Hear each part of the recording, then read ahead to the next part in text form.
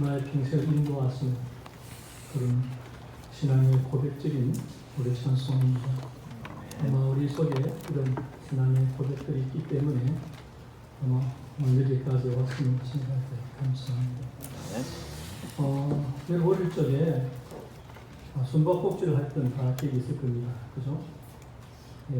술래를 제한 나머지 친구들이 다 어디든가 숨을 수 있습니다. 그런데 그게 보면 꼭 한 명 정도는 아무리 찾아도 찾을 수 없는 한 명 정도 있습니다. 찾다가 나중에 포기합니다. 그럼 술래 어떻게 해야 돼요? 못 찾겠다 깨꼬리. 그러면요 그때서야 슬금슬금 나와서 여기 있었지롱 이렇게. 그럼 술래를 못 잡았기 때문에 또 어떻게 합니까? 술래 또 해야 돼요. 우리 인생 중에도요 아무리 찾아도 찾을 수 없는 몇 가지가 있습니다. 전도서의 표현대로 하면 해위 하늘에만 있고 이 헛된 세상에 없는, 그래서 아무리 찾으려 해도 절대로 찾을 수 없는 못 찾겠다 깨꼬리 소리가 나오는 그 세 가지가 있습니다. 전도자가 이 세상을 아무리 둘러봐도 찾을 수 없던 첫 번째가 뭐냐? 바로 위로입니다. 다른 말로 이 세상에 위로자가 없다는 것입니다. 자, 1절 말씀 읽어봅시다. 1절 말씀 시작. 내가 다시 해 아래에서 행하는 모든 학대를 살펴보았도다. 보라 학대받는 자들의 눈물이로다. 그들에게 위로자가 없도다. 그들 학대하는 자들의 손에는 권세가 있으나 그들에게 위로자가 없도다. 여기 그들에게 위로자가 없다 이 말이 두 번씩이나 반복해서 나옵니다. 세상을 다 둘러봐도 위로해주는 사람을 찾을 수가 없다는 것입니다. 세상은 각박해져서 날이 갈수록 눈물 흘릴 일들은 점점 많아지는데 눈물을 닦아주는 사람이 없다는 거죠. 여러분 권세, 돈, 명예, 성공을 주어서 그것 가지고 눈물을 닦아주라고 했더니 웬걸 그렇게 권세 가진 사람들 오히려 더 피눈물 나게 만드는 것이 이 헛된 세상입니다. 여기 보면 그들을 학대하는 자들의 손에는 권세가 있으나 그들에게는 위로자가 없도다. 여러분 세상 어디 가야 위로자를 찾겠습니까? 오히려요 고만고만할 때 서로 위로가 됩니다. 함께 힘들 때는 빵 한 조각 가지고도 나누어 먹는 법입니다. 그러다가 어느 한쪽이라고 성공하고 나면은 그때부터는 친구의 성공이 나를 더 비참하게 하고 왠지 모를 눈물이 나게 합니다. 잘된 친구가 내 눈물 좀 닦아주면 좋겠는데 성공하고 나면은 과거를 지우기가 바쁩니다. 위로를 찾으려야 이렇게 찾을 수가 없습니다. 여러분 비참한 사람은 점점 더 비참해지고 그들을 학대하며 권세를 잡은 자는 점점 더 잘 살게 됩니다. 그 권세로 사람을 더 학대하는 모습을 보고 있는 하니까 바로 이 세상 살만하지 않잖아요. 참 험하다는 생각이 갖게 됩니다. 여러분 세상에 있다 보니까 눈물 흘리는 사람에게 무슨 소망이 있겠습니까? 그 친한 친구도 날 돌보았는데 세상엔 힘 있는 누군들 나를 돌아보겠습니까? 여러분 절망하는 사람은 살아왔던 길을 되돌아보니까 10년 후가 되어도 여전히 소망이 없다는 것을 알게 됩니다. 내가 앞으로 어떻게 될까? 이대로 가면 10년 후를 봐도 아무런 소망이 없게 돼요. 그래서 어떤 고백이 나옵니까? 2절과 3절 한번 읽어봅시다. 시작. 그러므로 나는 아직 살아있는 산자들보다 죽은 지 오랜 죽은 자들을 더 복되다 하였습니다. 이 둘보다도 아직 출생하지 않은 자에 해 아래에서 행하는 악한 일을 보지 못한 자가 더 복되다 하였나 했습니다. 여러분 사랑이 얼마나 힘들었으면 죽는 것보다 못할까 그렇게 합니다. 죽는 게 낫지 그렇게. 사는 게 얼마나 힘들면 태어나지 않는 게 오히려 나았다라고 그렇게 이야기할까요?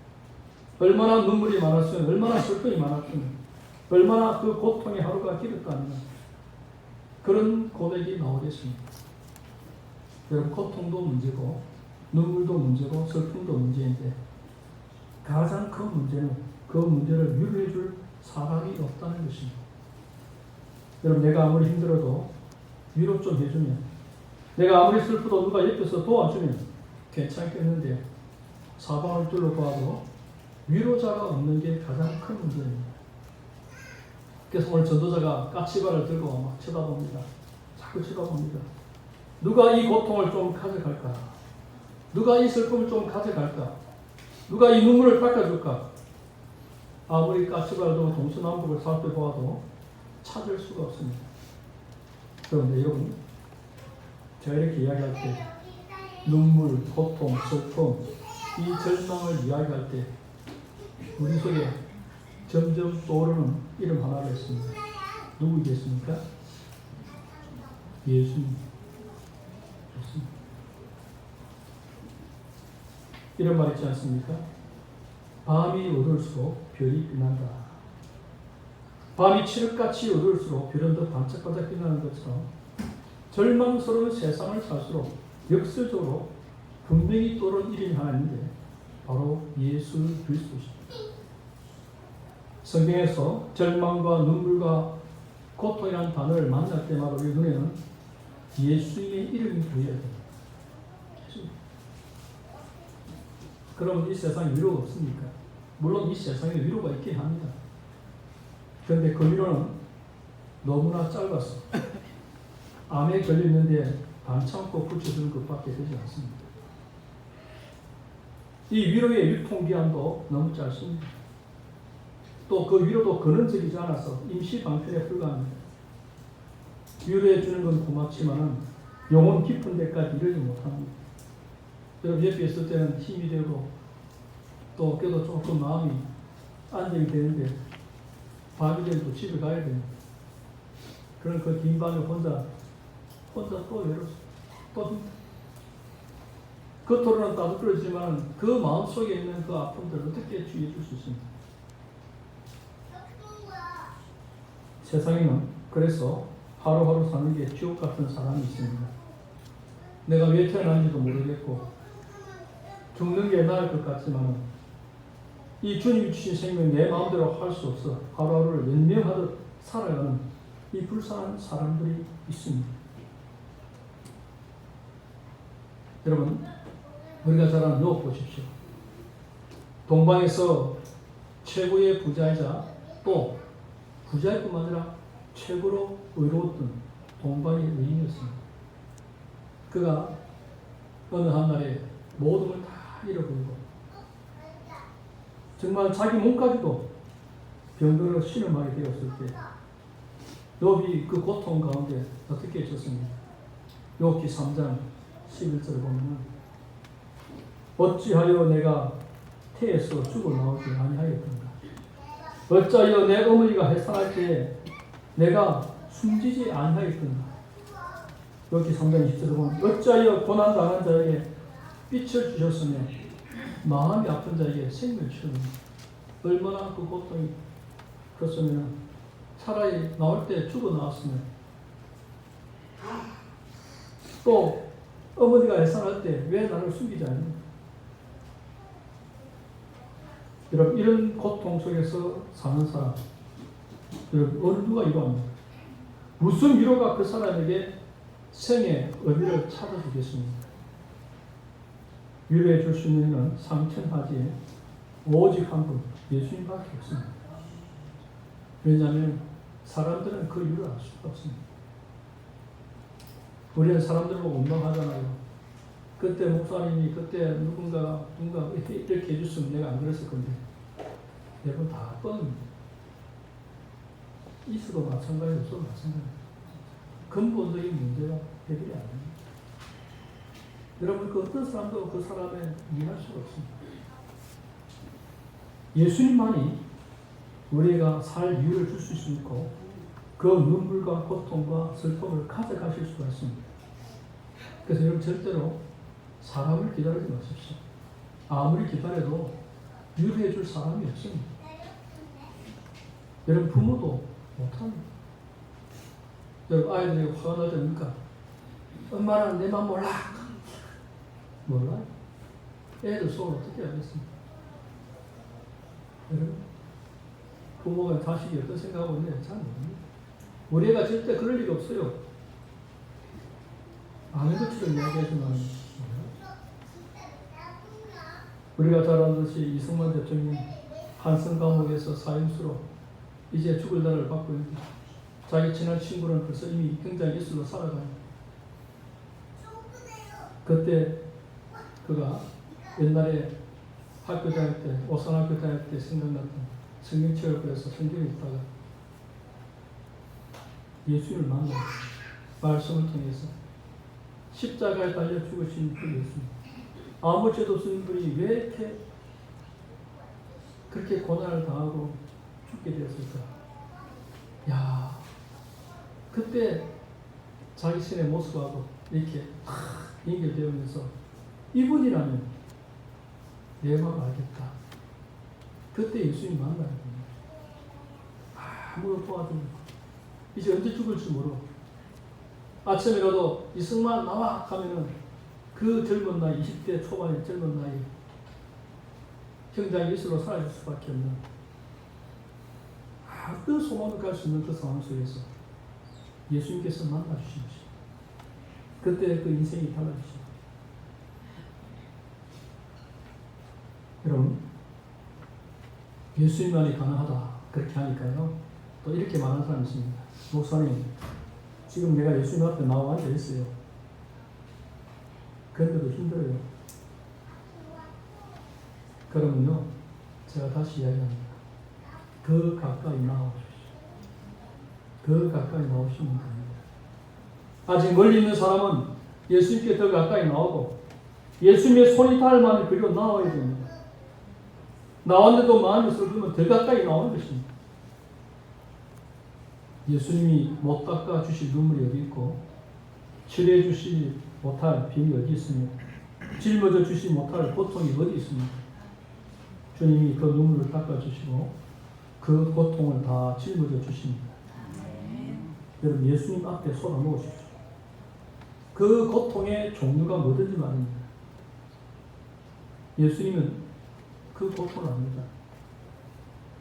하늘에서 이 땅까지 내려와서 안 봐도 되는 고통을 다 경험하신 분입니다. 우리가 가장 속상하고 복장 터질 일이 뭡니까? 억울한 일을 당했을 때입니다.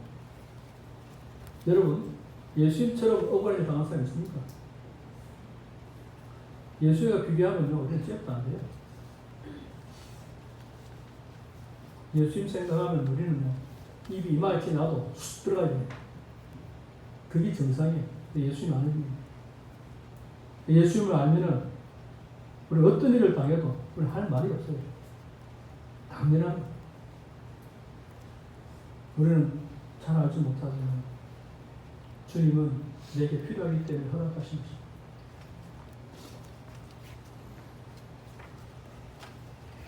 성경 한번 찾아봅시다. 히브리서 4장 15절 16절 신약성경 356페이지.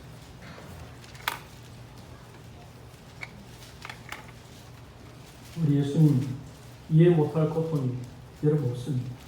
히브리서 4장 15절 16절 신약성경 3부 다 같이 봅시다. 시작. 우리에게 있는 대제사장은 우리의 연약함을 동정하지 못하실 이가 아니요 모든 일에 우리와 똑같이 시험을 받으시미로되 죄는 없으시니라. 그러므로 우리는 긍휼하심을 받고 때를 따라 돕는 은혜를 얻기 위하여 은혜의 보좌 앞에 담대히 나아갈 것이니라. 사람을 붙들고 올 시간에 주님 앞에 나와서 오시기 바랍니다. 여기 보면은 은혜의 보좌 앞에 십자가 앞에서 우려야 됩니다. 은혜의 보좌가 뭡니까? 은혜는 값없이 주시는 선물입니다. 우리 하나님 앞에 나아가면은 주님께서 공짜로 주시는 선물이 있습니다. 그것이 믿음이고 그것이 평안이고 그것이 기쁨이고 그것이 참된 위로입니다. 사람 앞에서 울리는 위로도 못 받을 뿐만 아니라 사실은 비참해지기도 합니다. 그런데 주님 앞에서 애통하면은 내 애통을 가져가 버리십니다. 이런 마태복음 5장 4절에 뭐랬습니까? 애통하는 자는 복이 있나니 그들이 위로를 받을 것입니다. 애통하는 자. 사람 앞에서 울고 나면 가슴이 여전히 답답한데 십자가 앞에서 울고 나면 마음이 시원해지는 이유가 뭔지 아십니까? 우리가 애통하는 그때에 주님이 그 짐을 가져가시기 때문에 주님이 가져가십니다. 우는 동안 울 이유를 십자가에 얹어서 딱 짊어지시니까 우리 감정만 해소되는 게 아니라 완전히 맡기게 됩니다. 맡기고 나니까 아무 염려가 없습니다. 한나의 기도 보십시오. 성전에 가서 자식을 갖지 못한 것 때문에 버린 나한테 늘 공격을 당하니까 그게 하나님이 있습니다. 단순히 자식이 없는 것 자체가 아니라 하나님의 영광을 가져야 됩니다. 니는 기도도 잘하고 예수도 잘하고 하나님 잘 쓰인다면서 왜 자식도 없느냐. 그렇게 공격하니까 기가 차도를 안 합니다. 아무도 누구 사는 남편이 아무리 잘해도 이해가 안 됩니다. 위로가 안 됩니다. 하나님 앞에 기도하는 가운데 그 엘리 제사장의 말 한마디가 그 속에 그 믿음을 받았습니다. 하나님께서 내가 기도한 대로 복 주시면 하노라. 그 말 한마디에 그 아멘으로 받았더니 그때 돌아가서 술색함이 없더라요. 아기를 낳기도 전입니다. 말씀을 듣는 순간에 이미 마음속에 확신이 찾아왔고 평안이 찾아온 겁니다. 그게 믿음입니다. 여러분, 하나님의 말씀이 내게 딱 들려지면 그 말씀 아멘으로 딱 받으면 딱 붙잡으십시오. 안 보이면요, 붙잡은 말씀을 가지고 벽에다 쓰가 붙여놓고 내 손에다 막 쓰가 다니든지 마음이 흔들릴 때마다 딱 보면서 주님께서 약속하셨다. 여러분, 흔들리지 마시고 성경 한번 찾아봅시다. 또 이사야서 53장 4절 6절 구약성경 1033페이지 이사야 53장 4절 6절 우리가 너무나 잘 아는 말씀이죠.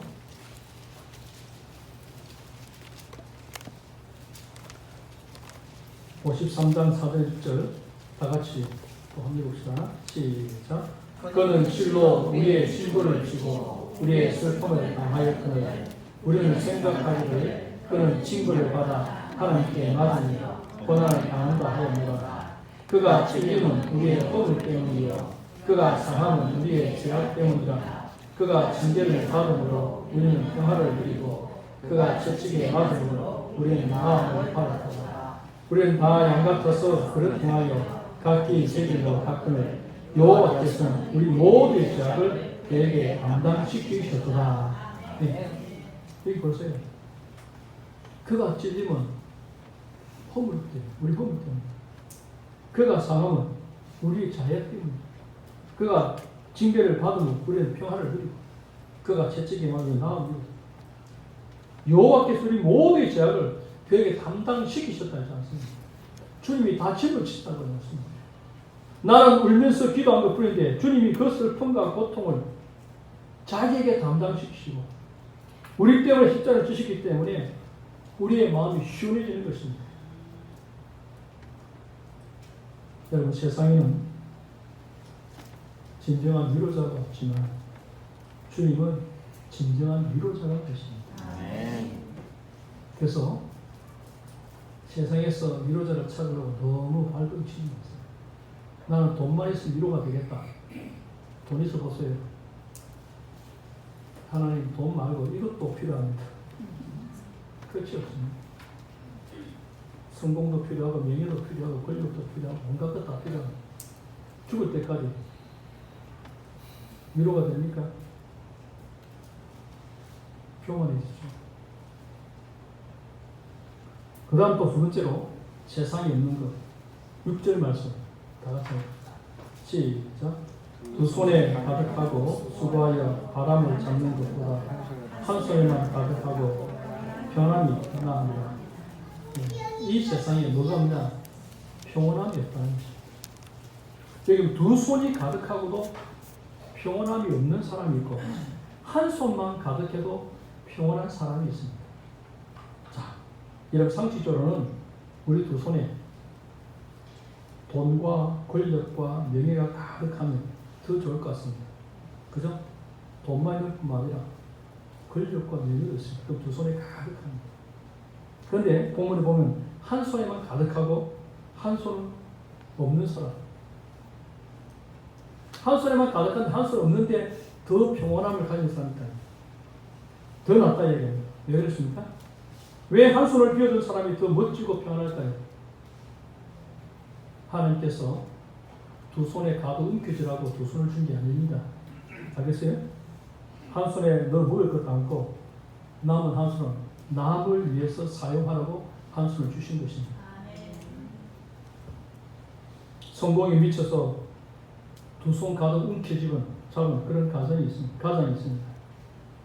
그런 가족들이 울고 있어도 두 손이 가득 차서 눈물을 닦아줄 수가 없습니다. 여러분, 한 손에만 쥐고 나머지 손은 가족의 눈물을 닦아주기 위해서 비워둬야 됩니다. 항상 한 손은 뭡니까? 다른 사람을 위해서, 나를 위해, 다른 무언가를 위해서, 하나님의 선한 뜻을 위해서 사용하기 위해서 항상 피어나야 됩니다. 그 주님께서 쓰시는 도구로 항상 피어나야 됩니다. 불쌍한 사람이 와서 당신은 유복하잖아요. 날 좀 도와주소 하면은 미안하지만 두 손이 다 차 있어서 당신을 도와줄 손이 없습니다 하고 그냥 돌려보내는 바보 같은 사람이 얼마나 많습니까? 여러분, 한 손은 비워두고 불쌍한 사람의 눈을 닦아주는 데 사용하라고 두 손을 주신 것입니다. 사람은요, 영, 혼, 육이 있는 존재입니다. 여러분, 두 손이 가득하면 우리 육신은 즐겁고 우리 생각도 즐겁겠지만 주님의 일을 감당하지 않는 영혼이 괴로워서 견딜 수가 없습니다. 그러면 영혼이 육신을 향해서 뭐라고 외친지 압니까? 야, 너 그렇게 살려고 태어났나?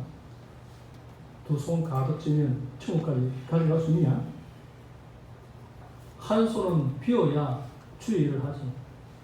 지금 네 가족이 울고 있는데 눈물 하나 못 닦아주는 손, 내 옆에 어려운 사람이 있는데 밥 한 끼 못 사주는 손, 주의 일 좀 하자는데 섬길 수 없는 손, 나 그런 손 기쁘지 않다. 여러분, 영혼이 그렇게 말할 겁니다. 영혼이 괴로워합니다. 이것이 결국은요, 불안함이라는 현상으로 나타납니다. 여러분, 하나님 믿는 사람들은요, 하나님 누군지 아는 사람들은 하나님 일을 하지 않고 세상으로 가득 차면요, 열심히 해요. 돈은 많이 벌지만 항상 그 마음속에 불안함이 있습니다. 불안함, 두려움, 뭔가 허무함, 그래서 공허함이 있습니다. 채우지 않는. 왜? 여러분 마음속에 불안이 있고 염려가 있고 공허함이 있다는 것은요, 내가 주님 기뻐하는 삶을 살고 있지 않다 이 말입니다. 알겠습니까? 우리 믿는 사람들의 특징은 기쁨과 자유입니다. 평안이 딱 보면은 평화롭고 기쁘고 여유가 있어야 돼요. 이게 주님 안에 있는 사람이 가진 기본적 특징입니다. 이걸 잃어버리면 내가 뭔가 잘못 살고 있다는 거죠. 알겠어요? 언제든지 주님, 제 준비됐어요. 이 손은 비어 있어요. 그렇게 할 때 영혼이 기쁘니까 마음에 평온함이 깃드는 것입니다. 그래서 한 손에만 가득하고 이 평온함이 더 나아니라 그렇게 말하고 있습니다. 여러분, 평강과 평온함, 우리가 주님의 말씀 안에 있을 때, 주님의 뜻 안에서 할 때, 사명 따라 살아갈 때, 그때 우리에게 주는 평안입니다. 평강은 뭡니까? 전쟁에서 승리했을 때, 전쟁이 끝났을 때 나타나는 우리가 가지는 것이 평화하지 않습니까? 내가 주님 안에 있을 때는요, 전쟁도 거벗고 이미 주님께서 이긴 승리이기 때문에 어떤 상황에서도 우리는 평안을 유지할 수 있습니다. 그러나 이 세상에서는 여러분 두 손 가득 쥐어주고 복을 줄 때문에 참된 평안함을 찾을 수가 없습니다. 세 번째로요. 이 세상에 없는 건 박수 쳐주는 사람이 없다는 거예요. 박수 쳐주는 사람이 없다. 여러분, 내가 잘 될 때 박수를 쳐주고 다른 사람이 잘 될 때 내가 박수 쳐주면 너무나 멋질 것 같은데 이 전도자가 아무리 살펴봐도 서로 박수 쳐주는 일이 없더라는 것입니다. 박수는 그냥 시기하고 팔짱 끼고 언제까지 잘 되나 보자 하면서 오히려 질투하는 게 이 세상입니다. 자, 전도자 보세요. 이 땅에서 가장 지혜롭고 가장 부자고 명예와 영광을 다 가진 솔로몬이, 그죠? 다 가져갔잖아요. 그래 보니까 자기 옆에 아무도 없더라는 것입니다. 아무도. 진정으로 박수 쳐주는 사람이 아무도 없더라는 것입니다. 4절 말씀 읽어봅시다. 4절 말씀. 시작. 내가 또 본즉 사람이 모든 수고와 모든 죄로 말미암아 이웃에게 시기를 하더니 이것도 헛되어 바람을 잡는 것이다. 여러분, 수고해서 성공했습니다. 많은 재주로 출세를 해보아도 돌아오는 것은 시기밖에 없습니다. 자, 사람들 왜 성공하려고 합니까? 왜 1등 하려고 합니까? 박수 받으려고 했어요. 그죠? 박수 받으려고 합니다. 근데 1등 하니까 박수가 옵니까? 여러분, 그거 아셔야 돼요. 성공하면 박수 받으려고 성공하는데 여러분, 그때부터 사람들이 떠나기 시작합니다. 여러분, 1등이 되고 성공하고 높은 자리에 올라가면 박수 쳐주는 사람들에 둘러싸여 나머지 인생을 살 것 같아서 그렇게 열심히 바둥바둥 살았어. 그런데 막상 성공하고 보니까 나를 시기하고 질투하는 사람들 한가운데 서 있는 자신을 발견하고 나서 그때서야 당황합니다. 높은 자리에 올라갈수록 친구가 아니라 적이 많아지고 잘 되면 잘 될수록 시기가 많아지니 성공을 했는데 진실로 축하해 준 사람이 한 명도 없습니다. 그래서 저는 성공의 종착역은 뭐냐? 외로움. 성공의 종착역은 외롭습니다.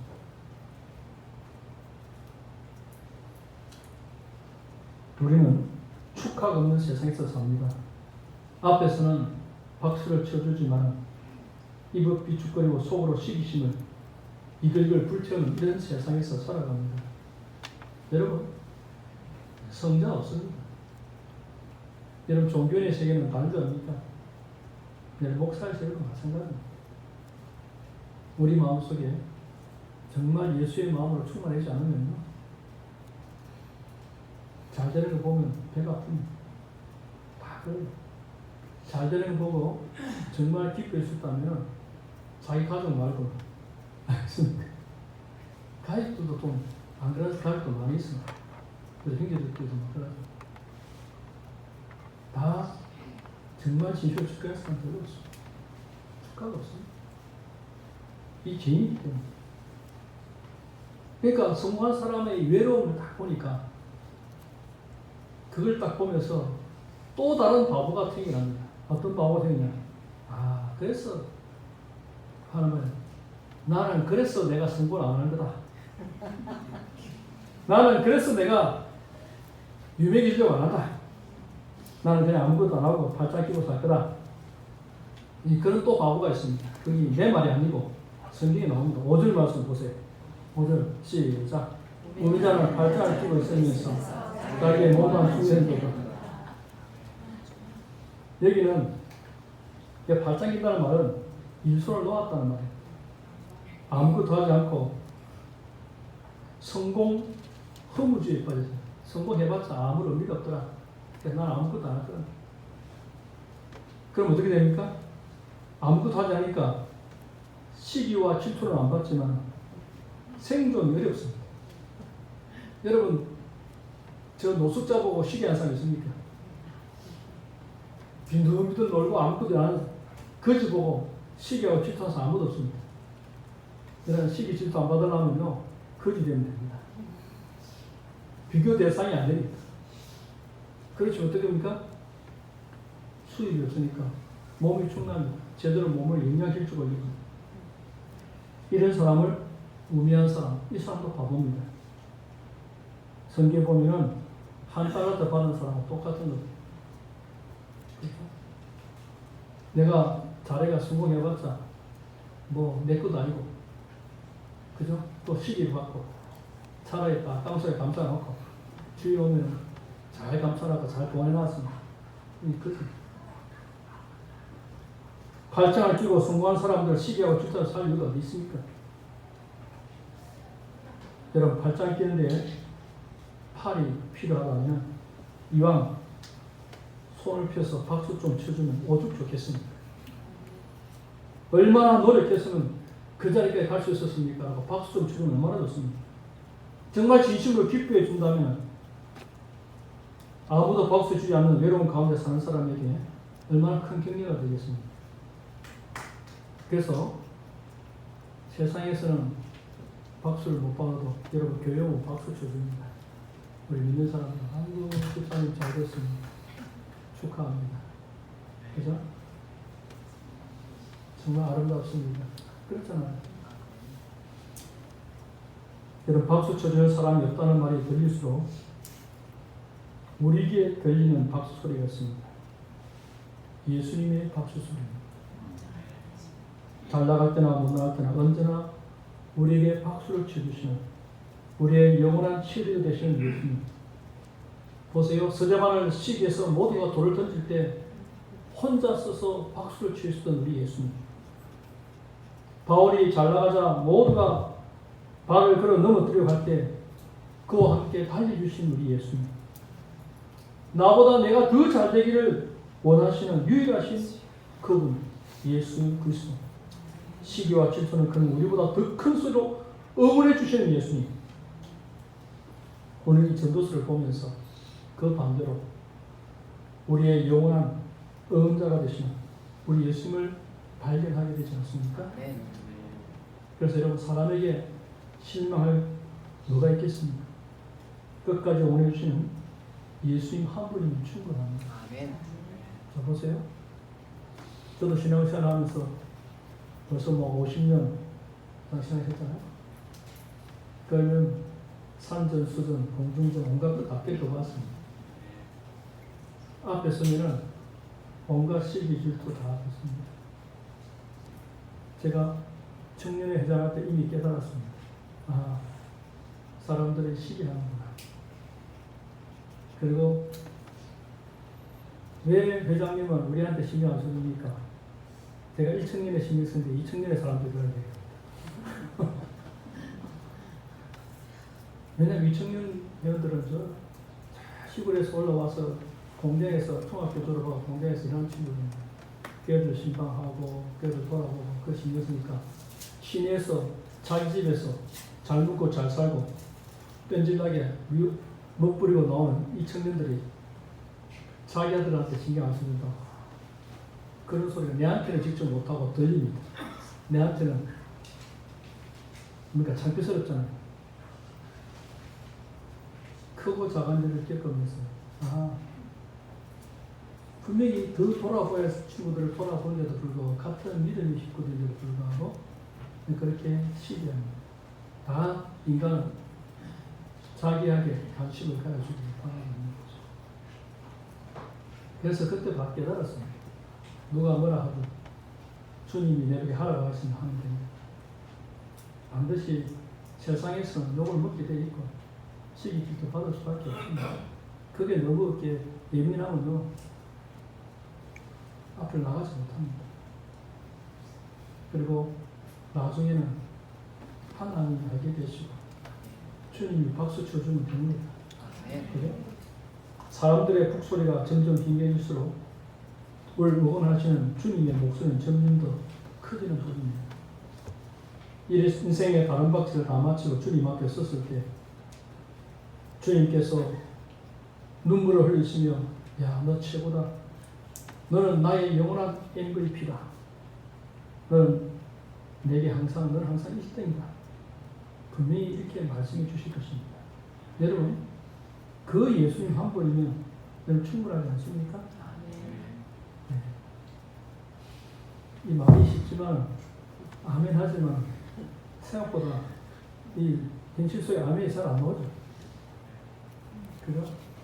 남편이 말 한마디만 좀 모집해도 그것 때문에 하루 종일 그냥 복장이 틀리고 누가 조금 잘 됐다 소리면 그때부터 괜히 또 막 심사가 힘들어지고 우리 연약한 인간입니다. 그래서 사람들이 이야기합니다. 하나님도 좋지만 예수님도 좋지만 저는 사람의 위로가 필요합니다. 물론 인간이 연약하기 때문에 우리의 좋은 사람들이 필요하고 그걸 아시기 때문에 하나님 교회를 주신 이 공동체를 주신 거죠. 성도의 교제를 주셨습니다. 그러니까 이 교제 가운데서 서로가 서로에게 위로자가 되어서 서로에게 기쁨을 주신 사람이 되어야 되는데 여기도 모이니까 또 사람들끼리 또 시기 질투 날 수 있습니다. 그래서 우리는 그러니까 주님을 바라봐야 됩니다. 우리가 예수님 한 분이면 충분하다는 이 고백이 이론이 아니라 실제가 되도록까지 끊임없이 우리 자신을 살펴야 됩니다. 그래서 저는 예전에 아이들 가르치면서요, 한 번쯤 너희들 아무것도 없는데 혼자만 딱 있는데 탁 넣어갖고 하루고 10일이고 한번 독방에 한번 있어보면은 너의 진가가 나타날 거다. 알겠어요? 휴대폰도 없고 만날 사람도 없고 혼자 독방에 있을 때 그래도 괜찮아는 됐다. 그때 예수님이 충분합니다. 그래서 고백이 나오면 진짜예요? 저도 자신 없어요. 알겠어요? 그렇지만 우리 실수하면 돼요. 아무도 없지만 주님으로 충분합니다. 그래서 깊이 나가면 되잖아요. 깊이 나가면 더 가까이 나가면 그러면 주님이 충분합니다. 그래서 주님께서 말했습니다. 수고하고 무거운 짐진 자들아 다 내게로 내가 너를 쉬게 하리라 했습니다. 보면 헛된 이 세상에 없는 것 세 가지 됐습니다. 참된 위로자가 없습니다. 그리고 평온함이 없습니다. 그 다음에 박수 쳐주는 인간들이 없습니다. 그런데 우리 예수님에게는 모든 것이 다 있습니다. 진정한 위로자가 되십니다. 왜냐하면 우리가 똑같은 시험을 받으신 분입니다. 우리의 연약함을 충분히 경험하신 분입니다. 또 우리 연약함 때문에 우리의 죄 때문에 친히 다 담당해 주셨습니다. 그 안에 다 답이 있습니다. 그리고 우리가 예수님 안에 있을 때 세상에서 누릴 수 없는 그 참된 평온함, 그 자유, 그 기쁨이 있습니다. 그리고 사람들은 시기하고 질투하고 옆에서 손가락 찰지 못하다가 우리가 믿음을 따라 살아갈 때 주님을 박수 치십니다. 그리고 우리에게는 영원한 상급이 남아 있습니다. 오늘도 그 주님 때문에 여러분 충만할 수 있는 우리 모두 되기 바랍니다. 하나님 아버지 감사합니다. 오늘도 말씀을 통해서 또 이 허무한 이 세상 가운데 많은 사람들이 바라고 원하지만 그 모든 것들이 헛된 것이며 또 결코 얻을 수 없는 것이며 전도자가 이미 다 경험해보고 고백함을 통해서 진정한 위로자가 되시고 참된 평강을 주시는 늘 우리를 응원하시는 그 주님만 우리의 해답이며 그 주님으로 인하여서 우리가 살아가는 것임을 날마다 고백하며 살아가는 우리 복된 오상교 성도 다 될 수 있도록 늘 성령 안에 깨어있는 이 성도 되게 하여 주옵소서. 예수님의 이름으로 드리옵나이다. 아멘. 찬송가 491장 감사합니다.